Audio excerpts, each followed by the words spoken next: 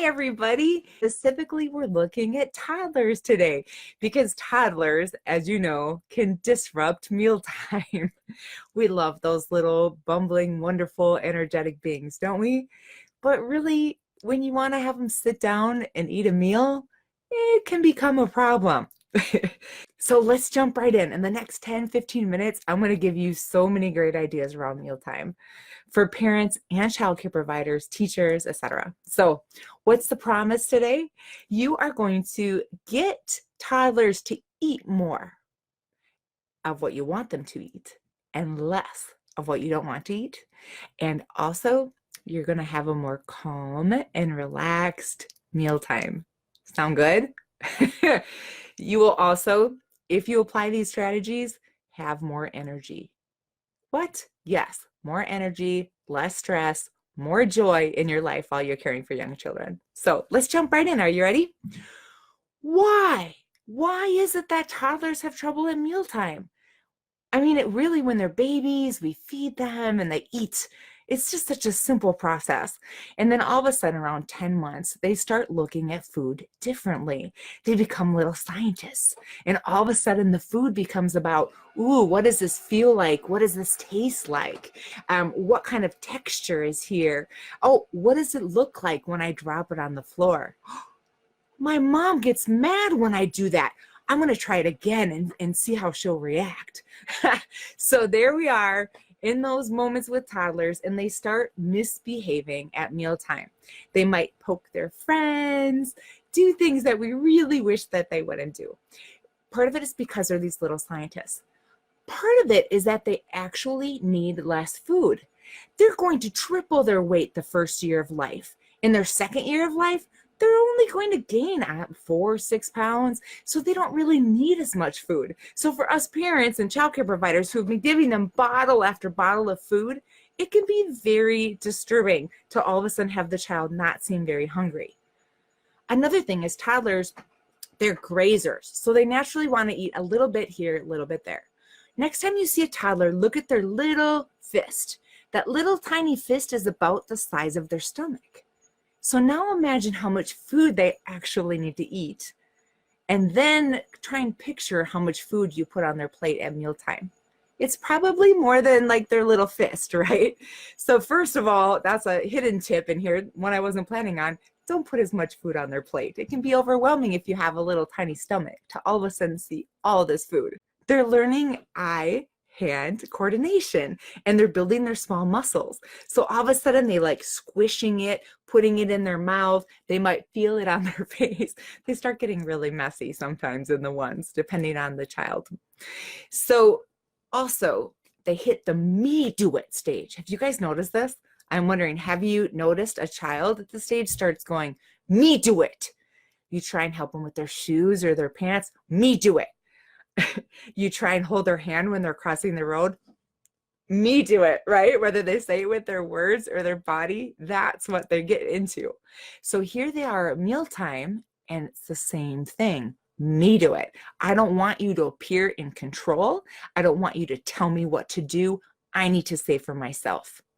So that's why pressure to eat certain foods with lack of pressure to eat other foods actually results in the toddlers not wanting the food that we're wanting them to eat. So if I say, hey, 5 more peas and then you can have a cookie, what I have just said is peas are not something you want to eat. You eat those so that you can get the cookie. So pressure to eat the peas makes them not want the peas. So these are all reasons why toddlers have difficulty with eating. So what do we do about it?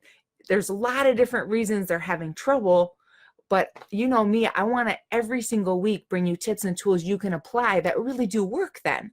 And so with toddlers, the reason I love the age group is there are tips and tools that work. So the first step, and I want you guys to help me with this one, what do you control when it comes to a toddler eating? So if pressure to eat certain foods makes them really just not want to eat those foods, what can we do? So what I want you to do is just reflect for a moment. What is it that we have control over when it comes to the kids in our care, whether we're child care, teachers, parents? What do we control? Why do we want to focus on this? Because we have a finite amount of energy. If we even get close to using up our energy, we crash. So I don't want you ever, those caring for young children, I don't want you ever to crash. Your work is so important when you're caring for those young kids. You're literally setting the trajectory for the rest of their life. So what I need you to do is focus on what you have control over, because that's where your power is. Who brings candy into your house? Who brings junk food? Who brings high salty, crunchy foods? Who makes those available to toddlers? The toddlers don't go to the store and buy the food. So that's what I control. I control what I actually bring in my house. I control what they see. And so what the food program and childcare generally wants is for you to provide the food that will nourish the child's body. I have some good news for you about toddlers. When they follow toddlers around and watch what toddlers eat and then measure the nutrients in the toddler's body, it turns out toddlers eat exactly what their body needs. Unless, and this is where the trick comes in, unless they have other options in front of them, like high salt, high fat, high sugar foods. So if you give a toddler a choice between here is some fresh fruit and here are some goldfish, I don't know which one of those they're going to choose. But if you make the choice broccoli or or either of a fruit or crackers, guess what they're going to choose? Every toddler will choose the crunchy crackers. So if they're given crackers, that's what they will eat. So the trick to having enough energy with kids is to provide the food that you want them to eat. How can we ensure that they're really eating healthfully, where they're going to have great attitude about food? We give great choices and let them choose what's right for them. What are they going to actually put in their body? There's some other tricks I'm going to share with you too. What else? We control our reaction. Yes. Am I going to get stressed out? Am I going to pressure you? Even knowing that that's going to increase your resistance? I couldn't help it. I knew the rules as a parent. Do not apply pressure. It makes them not want to eat that food. It develops a relationship with food that is really not healthful for a lifetime. But yet I couldn't help myself. I felt like I was a good parent, a good provider, if I got the kids to eat more. It's not true. I am really effective if I give them the food that they need in order to grow their healthiest, right? And then let go of the pressure. So what are we doing when it comes to toddlers? We're focusing on what we can control. I control, yes, what I bring in the house, my attitude about it, my reaction to it. I can provide a calm, relaxed environment, and I can make it fun, and I can make it interesting. Now, my daughter ate mashed potatoes nonstop. And then one day she wouldn't eat mashed potatoes. And I was so upset. Why won't she eat the mashed potatoes? Remember, they're scientists. They're into the excitement and the fun and the interest of food when they're in their ones. So get a variety, provide a variety, and then let the kids have the choice of what they want to eat. There's more though. I'm going to link an article. It has about 30 ideas for how to get kids to eat more healthy food. It's so great. It has so many ideas, but I want to tell you a couple. One of them is you make it fun, you make it interesting. So can you cut it in different shapes and talk about, oh, the sandwich has squares and triangles and circles. Can you find the triangle? So you're making it interesting and fun at mealtime. Can you make the vegetables into a funny face? Or better yet, even let the kids, give them a variety of different cut up vegetables and fruits on a plate and let them make designs out of it. So then all of a sudden you have your art activity and you have your food. You're honoring that the child's this little scientist who's really excited about this experimentation with food, right? And so then they're not going to be as into throwing food on the floor because they're doing designs right there in front of them. You can also use dips. Now, dips to me means ranch dip. That's what I want for my carrots.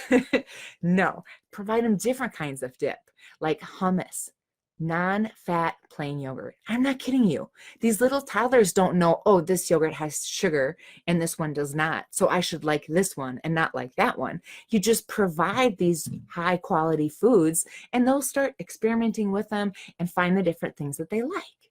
Remember, kids need to try something 10 to 15 times. before they might eat it.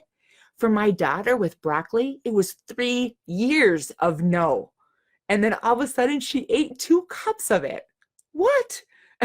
I don't know what it was. I steamed it a certain way. I had melted cheese on it. Cheese makes everything better. So guess what? Another hint, add some cheese. You can have them sprinkle different things on it. And one other really cute idea that I love is you go get muffin tins. So you take a muffin pan, and in the muffin pan, you have all different little pockets in the muffin cups of fruit and vegetables, or little tiny whole wheat crackers. And then you have some that are dips. And so they get to dip in there and try different things. It can make mealtime exciting and fun. Are you guys ready for one more? Smoothies. I would make a smoothie. I would put dates. That's a good sweetener for smoothies. I would put carrots, 4 or 5 different kinds of frozen fruit I would just throw in there, water, and then I might throw in some yogurt. I might not. Some coconut milk, something like that can make it taste so delicious.